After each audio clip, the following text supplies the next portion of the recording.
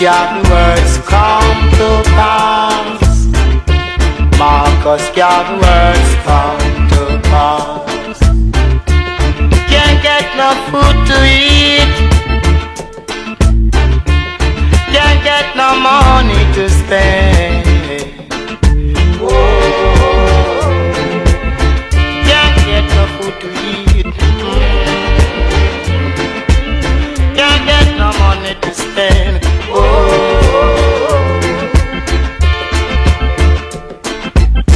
come little one, oh, let me do what I can for you and you, hello.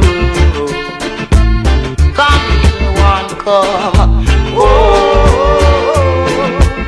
let me do what I can for you and you alone. Oh,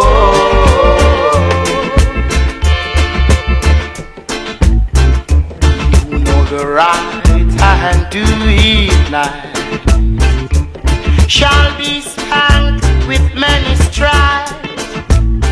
Weeping and wailing and mourning, you got yourself to blame. I tell you, to right, to right, to right, to right, to right, to right, to right, to right, to right, to right, to right. I beg you. Oh. Welcome, and greetings to the UNIA Rock Media. Welcome to the Black Print for another riveting show. Today, we've got live in the studio the African who's going to take the Brooklyn division to new heights. Welcome, and before we bring him on, let me inform you that June 23rd, Sunday, is the birth of the Undaunted One, the ideological son of Marcus Mosiah Garvey, and we're talking about none other than the Honorable Carlos A. Cooks.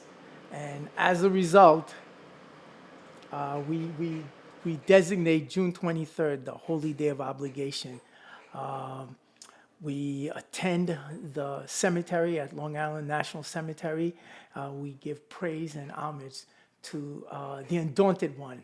Okay, having said that, in our studios is a young African. You may know him as First Son, as Amil's dad. I call him my son. His name is Rodney Duguay. And welcome, Rodney. How are you doing? Greetings, Dad. Greetings, Africans. Okay. So, Rodney, we're here to discuss the Brooklyn Division. As I understand it, we relaunched the Brooklyn Division. And why don't you take it from there? What are we hoping to get out of it? How are we going to mold this? And how does this fit in with the Honorable Carlos A. Cooks? Go right ahead. What an exciting time to be part of the UNIA. Quick backstory, we have had a lot of conversations off camera. And as I've gotten more involved in UNIA, I just felt like I wasn't doing as much as I could. And part of the obstacle is that I'm based in Brooklyn, and UNI, is very Queen-centered. Oftentimes I come late to the meetings or I miss events. So I spoke to you maybe about a month ago, and I said, you know what? I think I want to start my own division, but center it in Brooklyn. That way I won't be late to the meetings. But more importantly, just so I can start to, build my base and really start to target the youth, people in my age range.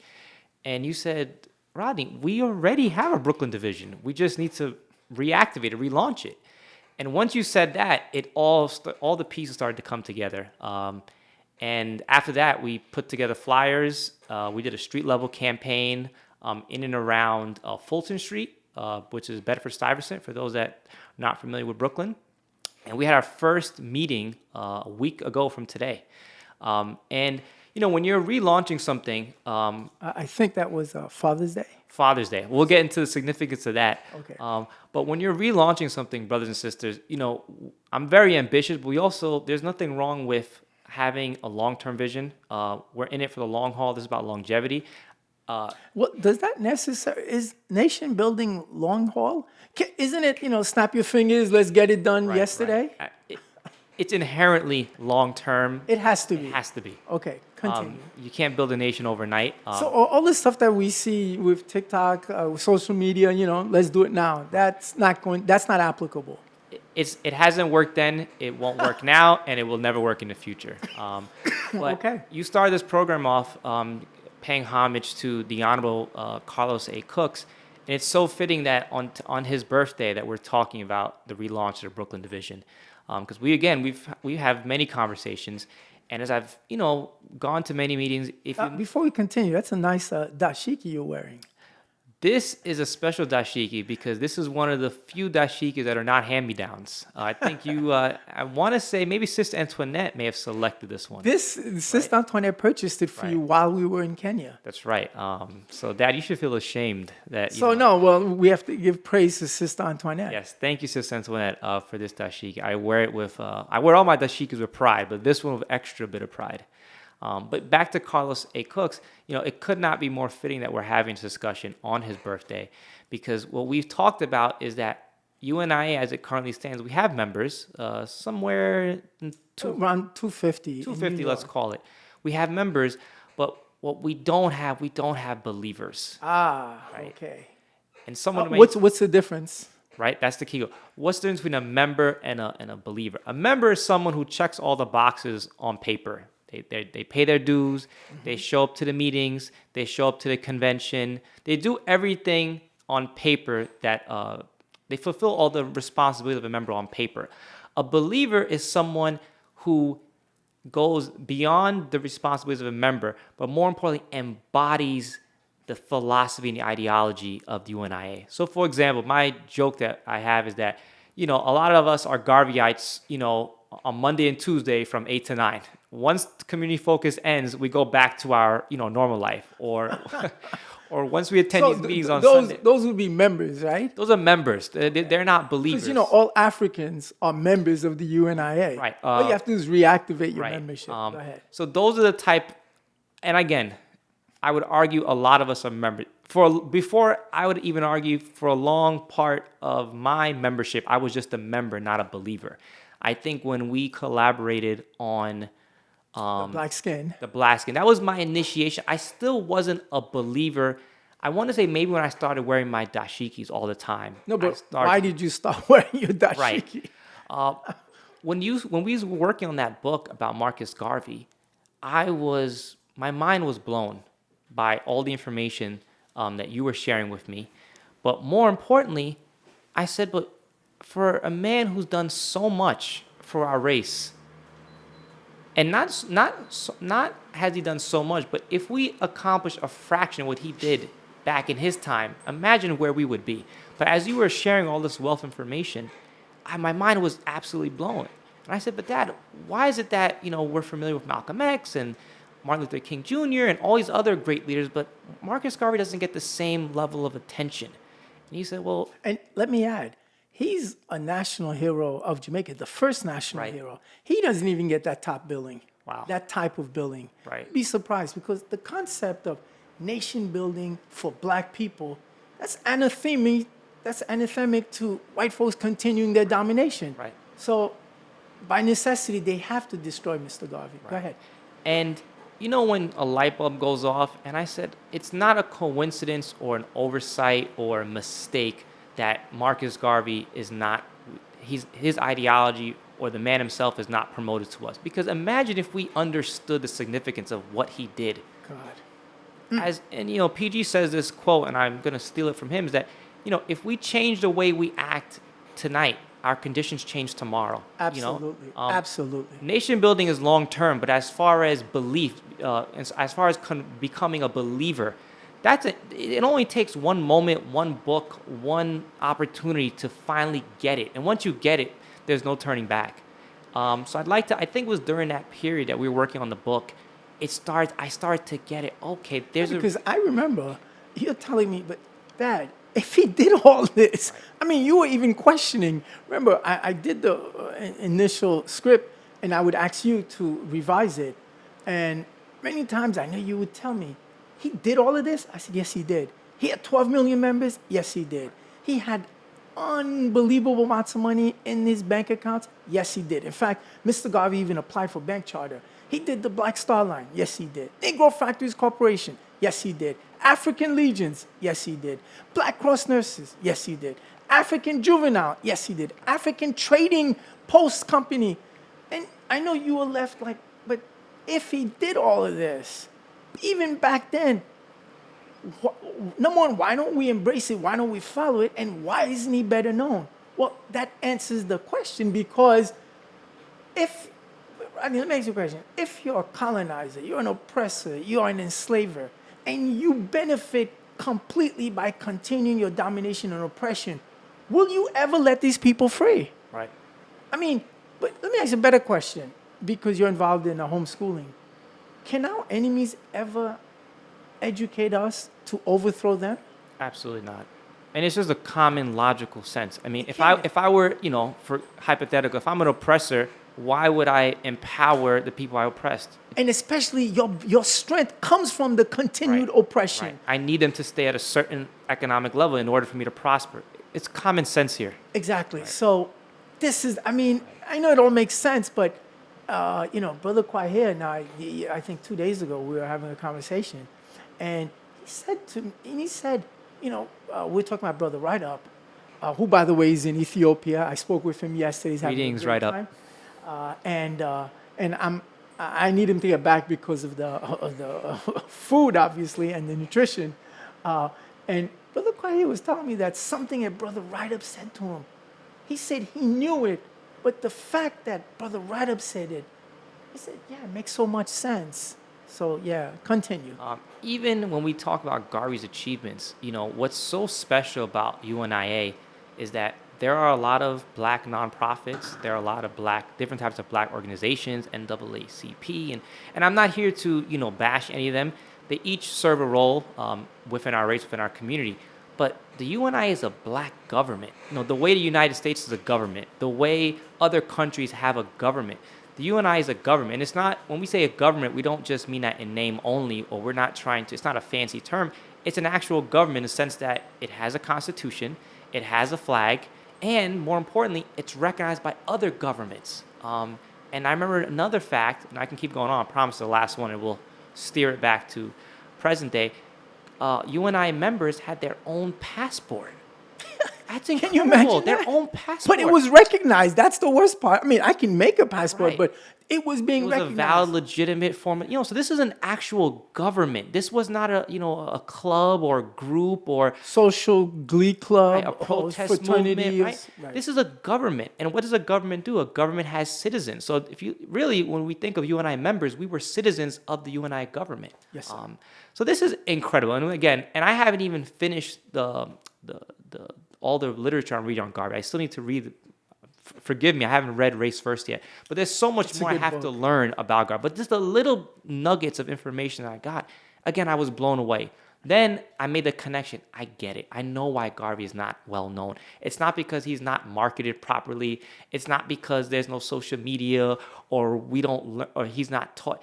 It's a conspiracy for us not to know our leaders and our heroes. Because if any of our people knew a fraction of what Garvey accomplished, right away, our condition would change overnight.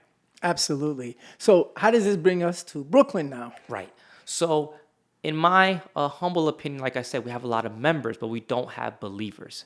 So the question becomes, Brother Rodney, well, how do we make a believer? How do we forge believers, right? And the more I thought about it, and I think about Carlos Cooks, is that the Brooklyn division, I really wanted to be sort of an elite division where we're trying to forge believers. Well, here's what I mean by a believer. If The sad part is we should all be believers. Right. I mean, you're not doing anything that shouldn't be done. Right. It's like The Rock. We don't sell anything that's not of necessity. Right. It's not like we're selling vice or alcohol or narcotics. What we sell is food. You would think that's a no-brainer. But getting back to you, go ahead. An example of a believer is that, remember, if you embody this ideology, you embody Garveyism, I'll give you an example of what a believer looks like or behaves like, rather. If you wear your dashiki all the time, as you're doing your errands, which just happened to me, I'm going to the supermarket, I'm going to the bank, I promise you, brothers and sisters, if you start wearing your dashiki, someone will stop you. Someone will say, brother, I love your shirt. They'll compliment you. They may even ask, "Where can I get that shirt?" And this happened to me on my way to the bank. Someone asked me, a brother asked me, "I love your shirt. Where can I get that?" I said, "Well, this belongs to the UNIA. What's the UNIA?" I said, "Do you have a couple seconds? Because I think you're gonna appreciate what I have to say." I told the brother a little bit about what UNI is about.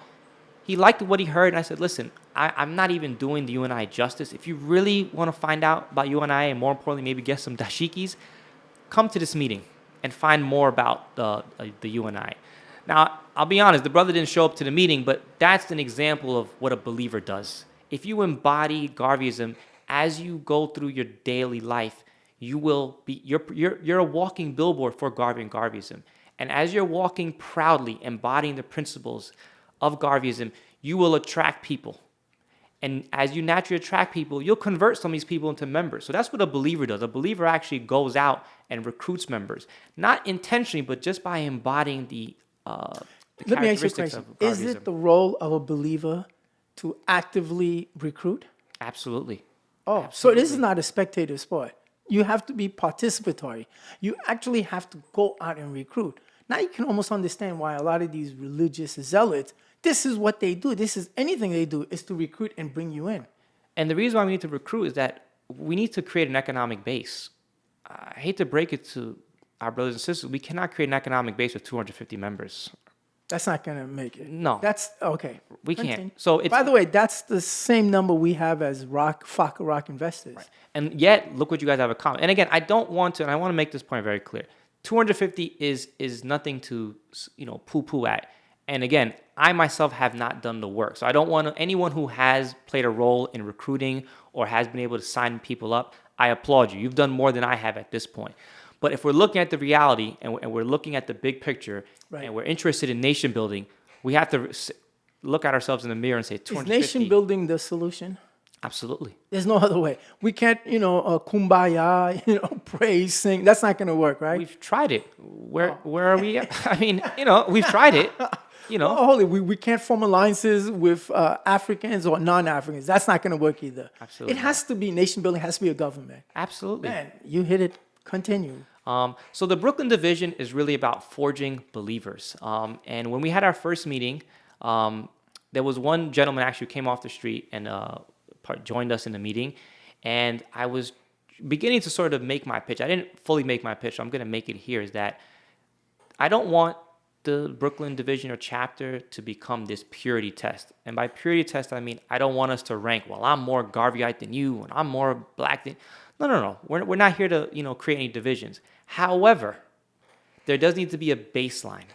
And by a baseline, I mean there are certain things one has to subscribe to. There are certain things one has to do in order to belong to the Brooklyn division, right? So what does that mean? If you're not coming to the meetings wearing a dashiki, once you've activated your membership, if you're not coming to the meetings wearing dashiki, you cannot be a member of the Brooklyn division. That's where we're going with this? That's exactly where we're going with it. That's not a problem for me because all I wear is African Right. clothes. It's not a problem for me as well. And again, some people may seem, well, this is really harsh. This is extreme. Brothers and sisters, racism is extreme. Gentrification is extreme. Ethnic cleansing is extreme. These are all extreme measures. So I don't know another way. If you look at the route, we're dealing with an extreme reality right now. So one can only employ extreme measures to deal with extreme reality. So yes, it is extreme, absolutely, and that's by design. Okay, so you bring this up, and then we started. Talk to us. How was the meeting? Right. And where we're going with this, and how can we assist you? Who's we? Non-Brooklynites. How can we assist you? UNPG have laid the black print, have laid the groundwork. One of my favorite sayings is that in order to learn, someone doesn't have to teach you to learn. You can learn by observation. You can learn by watching. So UNPG, though you guys are always teaching, if you watch this program Mondays and Tuesdays currently, or if you watched it before on WBAI, if you read Garvey's Voice, if you go to the meeting, if you go to any UNI function for a short period of time, the wealth of information that comes from UNPG is mind-blowing and it's life-changing. And I'm going to do my best to embody and it's actually a full circle moment now where you guys have spent, the better part of maybe 5-10 years plagiarizing Mr. Garvey. Now I'm hoping my best to plagiarize the plagiarist. So things have come full circle. You realize the UNIA under the UNI division and or divisions under the guidance of Michael R. Duncan is about 10 years old. Wow. It was 2014, remember, at the 100th anniversary of the establishment of the UNIA that we put out UN. The Queens Division did exist since 2000, actually end of 2011, beginning of 2012. Right. But in terms of, let's say, my continued involvement, that was 2014. So we're to 2024, so it's been 10 solid years. And we had our coming out party on July 20th, 2014. It was the 100th year anniversary of the establishment of the UNIA. And at least I've been at it consistently, nonstop, continuously since 10 years. So you're right, it's been 10 years. No, it's been impressive to watch. And just another note about the Brooklyn Vision. So this is the grand vision, right? We're trying to build, and it's a blank slate, because the great thing about Brooklyn is that we currently have 0 members, which is exciting because it gives me a blank slate. It gives me the autonomy to sort of mold the division in, I don't want to say in my image, but I'm able to sort of exercise my influence over how I want the division to look like. And to that end, I don't want 100. Again, we'll grow to maybe 100, 200 believers. But in the beginning, I just need one believer. Give me one believer. I can take that believer, and that one believer can yield 10 members. Or maybe another believer. You just need one believer, one person that gets it, that embodies Garvey and Garveyism. And that's what we're looking for Brooklyn. We're going to take our time building it. We're going to, we're going to make we're going to approach the youth in particular. All ages are welcome. When you say youth, you mean anyone younger than me. Right, exactly. Yeah. I mean, we're not talking teenagers. Right. Why? No, but the thing is, to be an active member, dues-paying member, you have to be over 18. Okay. Okay. So So I when mean, we- all of like your sister was a member when she was under 18. Right. But now she's dues-paying. But youth means anybody younger than Right. me. Okay. Thanks for that clarification. Yes, anyone younger than my dad. But yeah, that's the vision with Brooklyn. And as far as how you and all the other non-Brooklyn members can help, you guys are doing the work every day. I mean, that's you guys are laying the groundwork, the consistency with the radio program, the events that you do, the orientation class that Brother Oster runs. You guys are doing the work. It's now time for the next generation of the UNIA to begin to do our own work, to build our own legacy, and to build on top of what you and PG have started. Okay. So historically, our Black History event was in Brooklyn. Right. Our Black Women's Month event was in Brooklyn. Our our Buy Black, no, that was historically in Queens. But can we expect that the Black History Month, the Black Women's Month, and even let's say a Kwanzaa event, can we expect it to be in Brooklyn? Absolutely. Absolutely. In fact, the question should be, why don't we have one Right, now? Okay, right. good. And the stat also, we failed to mention, the stats support why Brooklyn should be the center of UNIA. I don't know exactly, but you correct me if I'm wrong. Brooklyn has has the more largest- Africans than any city in North America. Think of it this way. Brooklyn has more Africans than all of Chicago. Wow. That's all you need to know. So outside of my personal bias, because I live in Brooklyn, there are some real statistical reasons why Brooklyn should be at the center of the UNIA. Absolutely. Brooklyn to me has got to play the same role as Harlem did under Garvey. Right. What's the word? What's where the Africans, the first holy site on the planet. I've been there too, and anyway, it's got to be that center where we go do our pilgrimage. So Brooklyn has all the requirements. Okay, now, how was the meeting? Right. What did we discuss? So the meeting was excellent. I couldn't have think of a better way to celebrate Father's Day than having a UNI meeting on that day with my father. Now, Thank some you. would argue, well, no one's going to show up. I guess that was my way to weed out the serious and the non-serious people. It was intentional, and it was our first meeting, so I didn't have extremely high expectations. If I could get so leading up to the meeting, again, big hat tip to Sister Antoinette.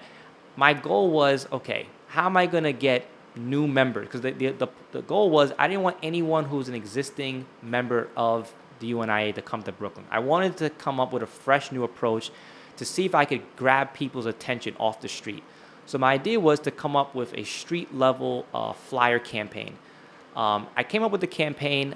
Basically, it was supposed to be provocative, it was supposed to be eye-catching, and And it was. right. And the way the campaign starts is politics won't save black people, religion won't save black people. There was a third one. You said capitalism. Sorry, right. Capitalism won't save black people. Politics won't save black people. Religion won't save black people. And then I took a tongue-in-cheek approach, and I said, well, maybe luck will. Maybe we'll just get lucky. And then I introduced the famous quote, one of my favorite quotes from Marcus Garvey is, chance has never satisfied the hopes of a suffering people. Newsflash, there is no savior coming. Only black people can save black people. Join us, the UNIA, a black government for black people, and it listed the time and date of our meeting, which was at the Restoration Plaza. So that was the campaign flyer that I printed. And Sister Antoinette actually added a couple images, made it look really nice. So thank you again, Sister Antoinette. Well, let me ask you a question. When you say Savior is not coming, no one is coming. Right. A lot of our people have invested a lot of time in white Jesus. So I guess that's not coming either. It's not coming. And again, the messaging, I think even Mom, saw the flyer and said, this is really aggressive. Your mom. Right, my mom. My wife. Right. Okay, go ahead. Said, this is really, I don't think people are going to go for it. And I said, Mom, that's the point. We're trying to be provocative. I'm trying to weed out the non-believers from the believers. Most people see this flyer and say, oh, this is a waste of time. But again, remember, I'm only trying to convert one person. Again, the reason why we're going with this sort of small scale approach is that the goal is to build a division of hardcore believers. So whenever there's an event, whenever I need to call on these people, I can rely on these people. I don't want to have a bloated membership where I have, 10, 20, 30 people, but I can't reach them, or I have to chase them down. So that's the idea. From everything that we do is very intentional with the messaging. But I mean, isn't that the role of a member? I mean, you're talking about believers, but if an organization is having a function, isn't the onus on the member to show up? I mean, that's what members do. They're supposed to show up. They're supposed to be reliable. They're supposed to be accountable. Are you saying that it's Dad, not working out? Let me ask you this. How many people read the last edition of Garvey's Voice? In New York, it didn't do well. Outside of New York, it did very well. But in New York itself, we didn't sell well. And I don't take it personal, but I read a lot, as do you. And anyone that does any sort of basic reading, who appreciates, well-crafted arguments, just good literature, anyone, right? The Garvey's Voice, the last issue that we did, and remember, I've done a few issues, so it's not every issue I do. It's not every issue I contribute I think is the best. But that last issue that we did, and I remember you were year in review was hands down the best cover to cover, the best Garvey's Voice that we've produced together since I started becoming more active. And for no one to have read any of the articles, not that no one, but it or didn't majority of people. But when we calculate the number of copies to publish, we assume every member is going to buy one and assist or convince or provide or buy for two others. Right. And that calculation has, for the most part, worked out. But this one, I was amazed. It didn't sell. Right. It didn't sell. Outside of New York, it actually did well. Okay. But inside of New York, and everything we do is based on just local, making sure we can get it done. Right. And again, I don't want this to turn into like a bashing session. I'm just speaking facts. Again, I don't personally, because I live in Brooklyn, I am unable to shop at the Rock at all, really. No, but if you're legitimate, you're an investor, Right. And you're a member. There's no reason. And I'm even calling myself out. And again, Okay. this is to be, if we can have, some truth speaking here, is that this is not a bashing session. I'm also calling myself out as well. There are things that I have not fulfilled as a member, and that's sort of why I kind of wanted to start the Brooklyn division, not to evade responsibility, but to start to take a greater role in the UNIA. Oh, we're absolutely looking forward to that. Okay, so what did we discuss at this meeting? Right. So we did this again. So one person came off the street, off the flyer, and in fact, when I asked the person, "Oh, how did you find out about the meeting?" the gentleman actually went in his backpack and took the flyer out with the tape on. So that made me happy. That the street He took it off of the lamppost. Right. So that made me happy. And then shout out to Brother Cujo. Brother Cujo happened to be in the area and stopped by the meeting. So we had two. He was there for the whole He meeting. was there for the whole meeting, right? So it was Brother Cujo, the gentleman off the street, and then my mom and my dad. Right, and you. And myself, of course. And as we were speaking about the meeting, the conversation steered towards The Rock. The Rock. And we were talking about, how The Rock is looking for a bigger facility, double in size, and how much money we need. And as you were breaking down the figures, I started to ask, well, how are we going to do this? What's our approach or strategy as far as, reaching out to new investors, or do we need to market more? And some of us in the discussion, said, oh, it's a marketing issue. You guys haven't promoted The Rock enough. Not enough people know about you guys. You guys have to take ads out. All this other stuff. And again, it's to the uninitiated, it's a compelling argument. Yeah, why don't you guys talk? Go on social media, go on Instagram, go on Facebook, Go on radio, go on television. right? And as I was sitting there, I almost started to to take the bait. And I said, yeah, you guys need to really go out there and do the work. And then you actually recounted a really funny story about your brother. Uncle Henry. Uncle Henry. And long story short is that the problem is, it's not that The Rock isn't marketable or has been marketed enough. The truth of the matter is that when it comes to The Rock, is that the work has already been done. The concept has already been proven. The truth is, we don't believe in it. It comes to the lack of belief. And remember, at one point, we were even talking about the brother from Haiti, Eddie Alexandre, Right.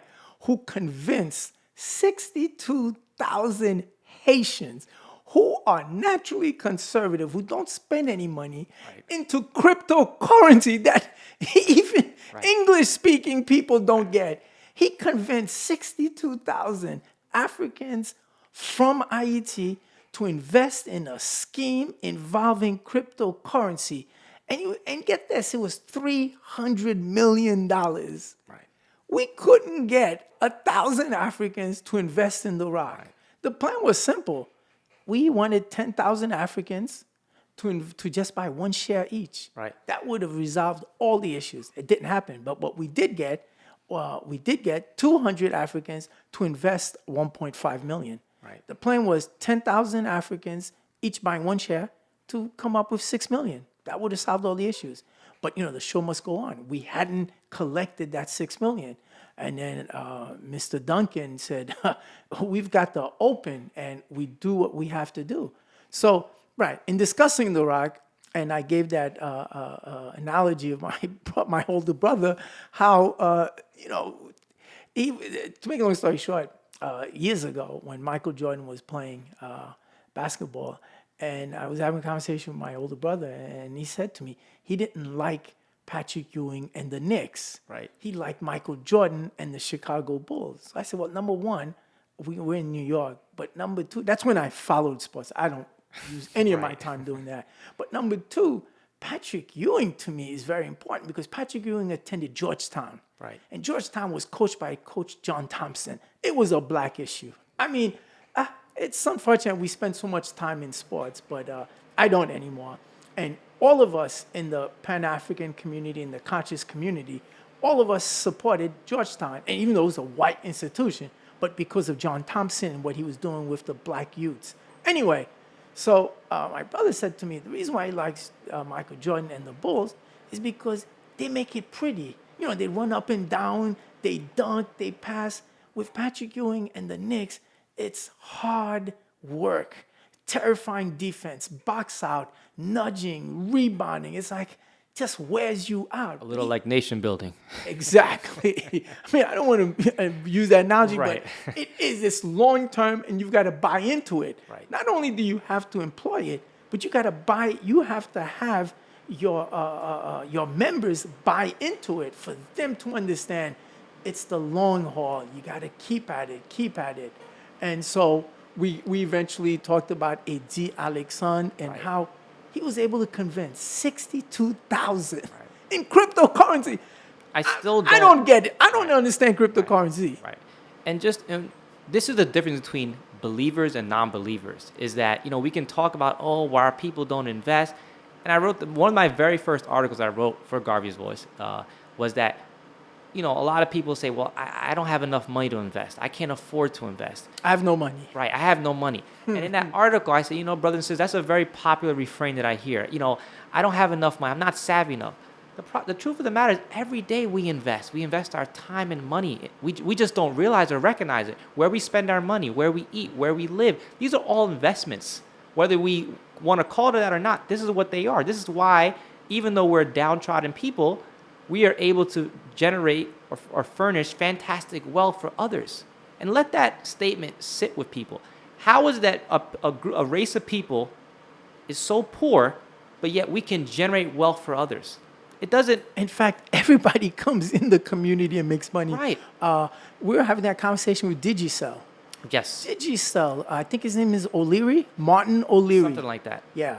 He's from Ireland. He's the CEO of Digicel. He didn't become a billionaire until he moved his operations to IET. Right. I mean, and this is an impoverished, downtrodden country. They claim it's the poorest country in the hemisphere.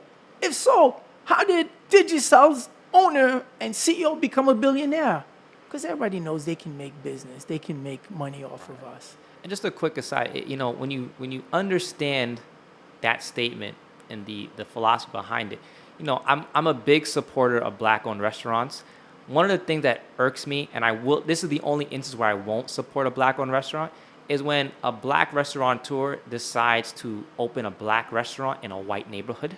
For example. So he's not catering to black people. Right. It's like, when people open a Haitian restaurant in majority white neighborhoods. And I said, but how is it that all the other races are coming to our neighborhoods to profit off our own people, and yet when we think of where we're going to get our money, where's our customer base, we go to the white people? It doesn't make any sense, and again, it's a lack of belief. We don't believe in our own people to prop up our own businesses, yet every other race is chasing, scrambling to get in our communities to profit off our own people.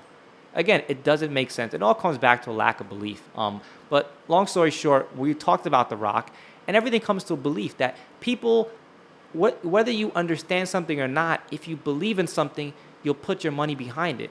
So when we talk about The Rock and where we're going to find investors, the current class of investors, myself included, if we really believe in this thing, and The Rock is saying that, well, we need more money for this upcoming move or for this new space that we're potentially looking at, the existing class of investors who I hope and pray are believers needs to pony up more money. That's where we're going to get more money from. It's not from this magical, bag of money that's going to fall in our laps. This marketing is not, go out and recruiting people or letting them know that we've had 6.4, 12.8, 11.7% dividends. That's not going to, we already have it. It's already in our hands. That's all we have to do. It comes to belief. So the meeting really. So as a result, you're using that concept. It's really about belief and believers. Absolutely. Let's rebuild, relaunch Brooklyn with belief and believers. From the ground up. Let's not try to, right, exactly. I couldn't have said it better, Dad. Yeah. No. And that was the gist of the meeting. Right. And I could see the light bulb in you. I mean, you said, what do we need to go marketing? We already have a class, right. Many times they tell you it's going back to the well, but those are the believers. Right. The believers are not coming. Right. Now, can we make a believer? And I think at one point, I asked you that in the meeting. It's a good question. And I think through this experience of launching Brooklyn, I'm going to be able to give you a better answer in the future. But I do think not so much can you make a believer, but it's more Can you direct somebody to? can you forge a believer in the sense that it's gonna take some pressure, it's gonna take some influence, it's going to take some. But let me say this: whoever is working towards making believers, if that individual is not a believer, well, Right. It takes a believer to forge another believer. Absolutely. Exactly. Right. Okay. It almost thinks, I guess the closest analogy I can think of off the top of my head, sort of the process of like forming a diamond where it requires sort of extreme pressure. And then out of that pressure, you get a precious gem. So something like that. If you believe in the diamond, Right. I mean, carbon, graphite, and diamonds are the same chemical makeup. It's just the arrangement of the molecules, believe it Okay. or not. But that's if you believe these things. Right. I don't, but I get the analogy. Right. And I believe in Garvey and Garveyism. And it's not, again, it's not. Do you know what I have to say? Not only do I believe it, I actually know it. But sometimes, and Carlos Cooks has a poem, Isn't It Strange? Okay. Where he says, Isn't it strange that every other group has a God that looks like them except you know who? Isn't it strange? Every other group believes their concept of beauty looks like them, except you know who. Right. I mean, he goes on a litany of it. And before we continue, I have to send out a big shout out to Brother Menelik. He was our guest of honor today at the Carlos Cooks ceremony. But what I want to get back to is this, Rodney. For these believers, or what we call a belief, you have to believe. That's pretty obvious. Right. But there's also an ingredient that I don't think is said enough, and that's where you have to be decent. You have to be good. Right. Your thoughts? No, I think that's a very valid point. Is that even now, we having a lot of these conversations we have off camera, but this we're actually having for the first time, and it's an interesting philosophical discussion. Is that how do you create a believer? Can you create a believer? Is it something innate? Is it And I don't have the answers. I'll be honest. I don't have the answers at this point. Nobody has the answers. Right. But number one, if you're not working at it, it's not going to happen. Right. Certainly. Okay, that's number one. But number two, there is, I know this, Garvey never says it. Cooks definitely doesn't say it. Dessalines does say it. The fact that you actually have to love your people, love yourself, because Dessalines does say it that, I do this not only for your happiness, to liberate you. I do it for my happiness. Right. Because if I don't do it, I would die. And so I've given everything, but I did it for your happiness, but your happiness is my happiness. So that's where we stand. Okay. International African Arts Festival. Will the Brooklyn division be out there?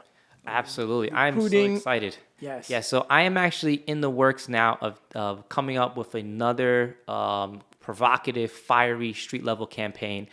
It's going to be, I'm going to touch along the lines. I think, well, I'll actually share with what I'm thinking. I'm thinking of coming up with a poster that says, Black people created the pyramids. Black people invented science. Black people invented math. Black people invented, the list goes on. And then it'll end with ... So what happened? Join us. Join the UNIA. Oh, man, Black government for excellent. Black people. That's what I'm thinking of. I'm going to need Sister Antoinette's assistance on the graphics. But I'm thinking of provocative messaging. I'm really, Yes, the so what idea is that I want people who are walking down the street to see these posters and stop for a second and ask them, what did happen? Well, you know what? Let me find out. Yeah. So that's I mean, Imhotep, the father of medicine, Right. the very first calendar Right. done 10,000 years ago. What happened? Okay. and it just goes to, if you, and it's just not enough to read about our ancestors and our achievements, because if you don't believe it, the accomplishments don't mean anything. We can sit here and go over all the Bingo. achievements, Wow. but you have to be a believer to get it, to really understand. Even if you know the facts, Right. if you don't embrace it, if you don't live it, Right. excellent. Okay, so International African Arts Festival. We'll be out there in Division will full be force. out there July 4th, July 7th. So we can expect our next meeting, obviously in July. Yes. Around the second, third Right. week. And what I didn't also, what was also so gratifying for me, it wasn't just the meeting itself and having someone come off the street, off the flyers. Even the process of posting the flyers up along Fulton Street was rewarding. I can't tell you at one point, if you've ever done like a street level or guerrilla campaign, you kind of have to focus on lamppost and what you call street lights.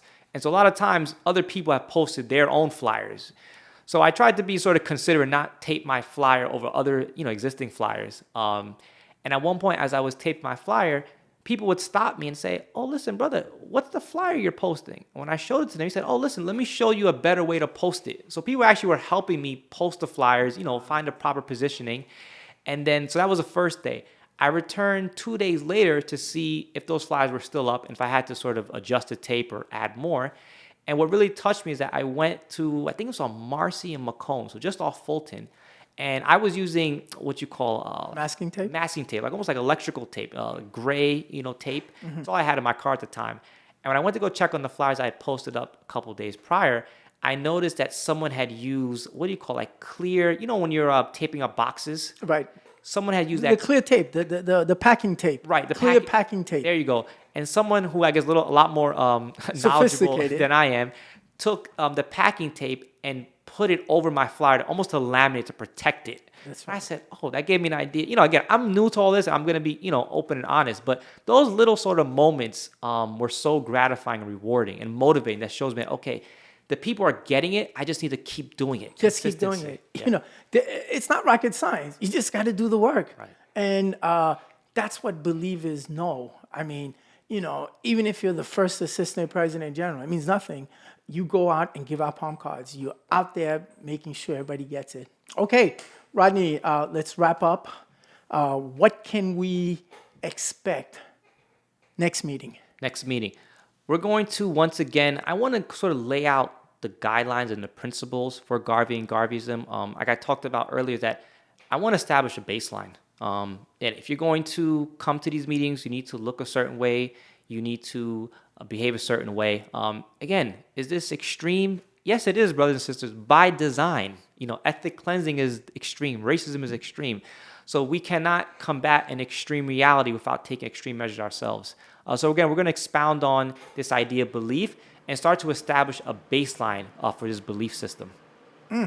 Okay, and wrap us up with Mr. Carlos Cooks. What can you tell me about Carlos Cooks? Carlos A. Cooks, what an incredible human being. What an incredible member of our race.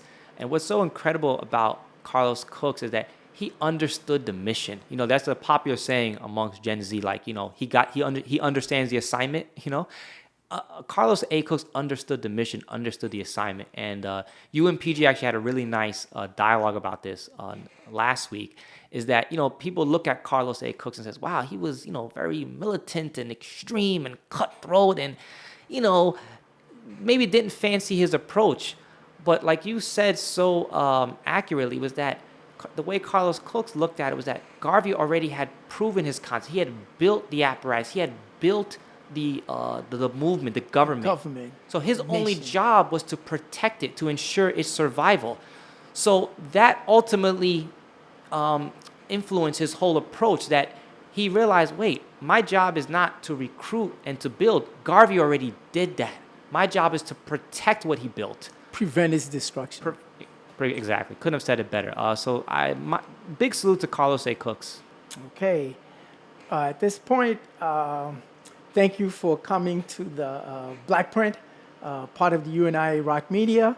Again, today is June 23rd, the 111th anniversary of the birth of the Undaunted One. So again, Rodney, thank you very much for coming in. It was my pleasure, Dad. We expect big things from New York. Okay, we're going to sign off. Until next time, Africans.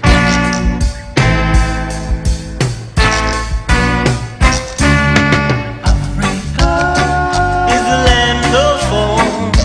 Yeah. Africa is the land where I and I come from.